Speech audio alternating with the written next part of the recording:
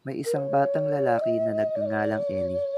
Lumaki siya sa isang maliit at tahimik na baryo sa paanan ng bundok Banahaw. Kakaiba si Ellie, palaging tahimik, laging nag-iisa at parang may malalim na iniisip. Ang mga hayop sa gubat ay tila kaibigan niya. Sumusunod ang mga ibon, hindi siya kinakagat ng mga lamok, at kahit ang mababangis na aso sa baryo ay kumakalma kapag lumalapit siya. Isang gabi, habang ang ulan ay malakas at ang hangin ay tila may dalang bulong, nagising si Ellie sa isang panaginip. Sa kanyang panaginip, nakita niya ang kanyang lola, si Lola Sabel, isang kilalang albularyo at manggagamot sa kanilang bayan, na pumanaw na noong siya'y 3 taong gulang pa lamang. Sa panaginip, nakatayo si Lola Sabel sa gitna ng madilim na kagubatan. Hawak ang isang baston na may nakapulupot na ahas. Nagsalita ito sa kanya, "Anak ng buwan, tagapagmana ng dugo ng mga bantay, oras mo na." Pagkagising niya, napansin niyang basa ang kanyang mga paa at may putik sa kanyang kama. Tila ba lumakad siya kahit hindi niya alam. Kinabukasan, pinuntahan niya ang lumang kubo ng kanyang yumaong lola sa gilid ng gubat. Matagal na itong inabandona, ngunit pagpasok niya, nagulat siya. Malinis ang loob, may sindi ang isang kandila at tila may naghihintay sa kanya. Sa gitna ng silid ay may isang lumang kahon.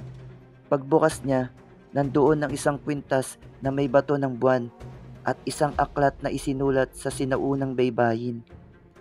Habang hinahawakan niya ito, bigla siyang nakarinig ng mga tinig, mahina ngunit malinaw. May mga nilalang na hindi nakikita, hindi naririnig, ngunit nararamdaman. At ikaw, Ellie, ay ipinanganak upang makita sila. Mula noon, nagsimulang mabuksan ang kanyang mga mata. Nakakakita siya ng mga espiritu sa paligid ng kanilang baryo, mga multo ng mga sundalong Kastila, mga engkanto sa ilog, at mga aninong nagtatago sa mga punong kahoy. Natuto siyang manggamot, hindi lang ng katawan, kundi ng kaluluwa. Tinuruan siya ng mga panaginip at pinapakita sa kanya ang mga ritual na matagal nang nakalimutan. Ngunit hindi lahat ng espiritu ay mabuti. Isang gabi, may dumating na isang itim na anino, singhaba ng puno at may mapulang mata. Isa itong urog, isang masamang espiritu na kumakain ng lakas ng mga batang shaman. Sa tulong ng kanyang lola sa panaginip, pinaglabanan ni Ellie ang nilalang gamit ang kwintas ng buwan, dasal na saway kain at ang apoy mula sa kanyang dugo. Matapos ang labanan, sunog ang kalahati ng kubo, ngunit ligtas si Ellie. Mula noon, tinanggap niya ang kanyang tungkulin bilang bantay, isang shaman na tagapamagitan ng mundo ng tao at ng espiritu.